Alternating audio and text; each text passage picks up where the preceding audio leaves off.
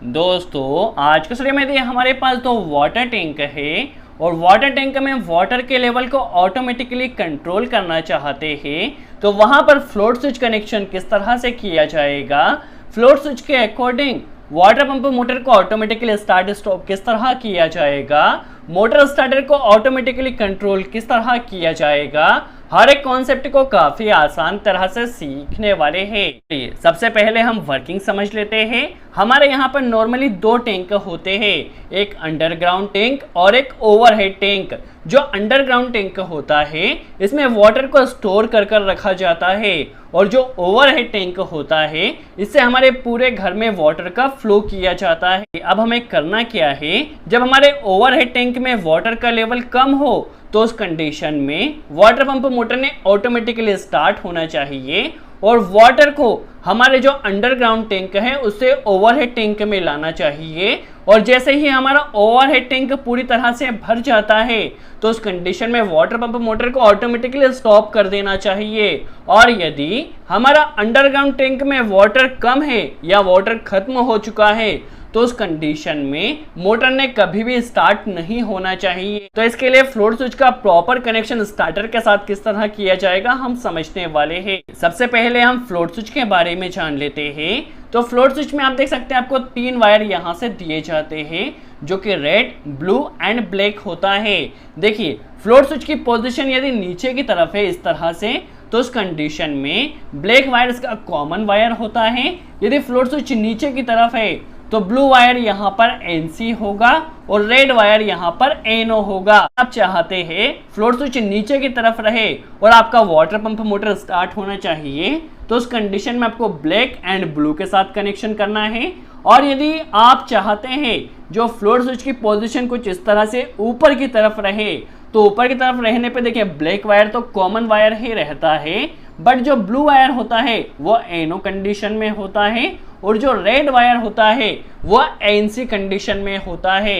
यदि आप चाहते हैं फ्लोट स्विच इस कंडीशन में रहे और आप किसी अदर मोटर को ऑपरेट करना चाहते हैं तो फिर आपको ब्लैक एंड रेड वायर का यूज करना है। नॉर्मली यदि हम चाहते हैं फ्लोट स्विच इस तरह से रहे और हमारी मोटर ने स्टार्ट होना चाहिए तो फिर हमें ब्लैक एंड ब्लू वायर का यूज करना है। यदि हम चाहते हैं फ्लोट स्विच ऊपर की तरफ रहे और मोटर स्टार्ट होना चाहिए तो फिर हमें ब्लैक एंड रेड टर्मिनल का यूज करना है। अब हम समझ लेते हैं किस तरह से प्रॉपर कनेक्शन किया जाएगा।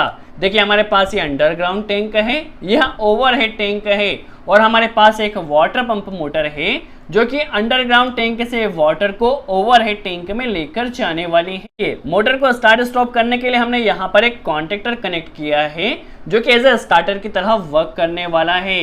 देखिए दोनों टैंक में हमने फ्लोट स्विच कनेक्ट किया है और यहाँ पर हम 3 इंडिकेटर भी कनेक्ट कर रहे हैं जो हमें इंडिकेट करता रहेगा। मोटर यदि स्टॉप कंडीशन में है तो स्टॉप इंडिकेटर ब्लिंक होगा, यदि मोटर स्टार्ट कंडीशन में है तो स्टार्ट इंडिकेटर यहाँ पर ब्लिंक करेगा। और बाय डिफॉल्ट यदि आपका यहाँ पर जो अंडरग्राउंड टैंक है ये खाली हो चुका है या एम्प्टी हो चुका है उस कंडीशन में यह जो ब्लू इंडिकेटर है यह ग्लो करेगा, जिससे हमें पता चल जाएगा अंडरग्राउंड टैंक में वाटर का लेवल खत्म हो चुका है। चलिए किस तरह से वायरिंग की जाएगी हम समझ लेते हैं। देखिए हमने यहाँ पर एक MCB कनेक्ट किया है जिससे हम वाटर पंप मोटर को स्टार्ट एंड स्टॉप करना चाहते हैं। देखिए हमारे पास फेज और न्यूट्रल इस MCB में आ चुका है। सबसे पहले हम पावर वायरिंग समझ लेते हैं जो कि काफ़ी सिंपल है। देखिए यहाँ से MCB से फेज वायर हमने लिया है, इसे हमने कॉन्टेक्टर में कनेक्ट कर दिया है। इसी तरह से न्यूट्रल वायर को भी हमने कॉन्टेक्टर के पावर टर्मिनल में कनेक्ट कर दिया है।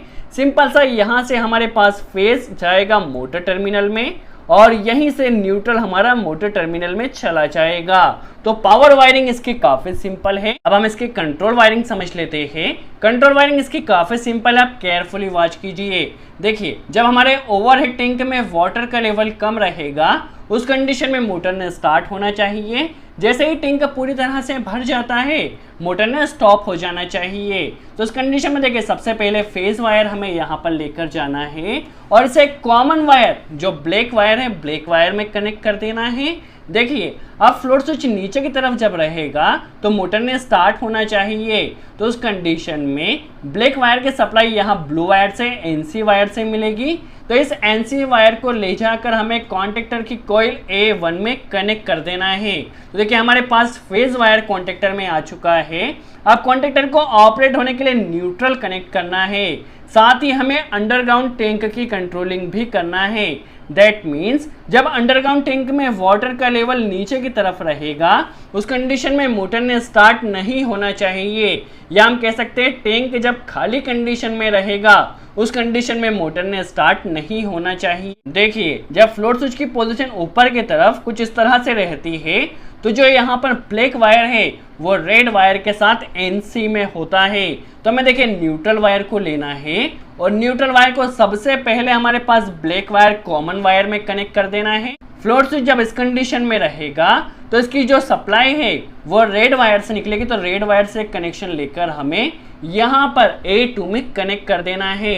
अब देखिए जब हमारे पास ओवरहेड टैंक पूरी तरह से खाली रहेगा या फ्लोट स्विच इस तरह से रहेगा उस कंडीशन में मोटर स्टार्ट होगी। और यहाँ पर देखिए जब फ्लोट स्विच हमारा ऊपर की तरफ रहेगा तो उस कंडीशन में सप्लाई पास होगी। जैसे फ्लोट स्विच नीचे की तरफ आ जाएगा उस कंडीशन में यहाँ से सप्लाई हमारी कट जाएगी क्योंकि ओवरहेड टैंक यहाँ पर खाली हो चुका है। तो इस तरह से आप किन्हीं भी दो टैंक में दो फ्लोट स्विच इंस्टॉल कर एक वाटर पंप मोटर को कंट्रोल कर सकते हैं।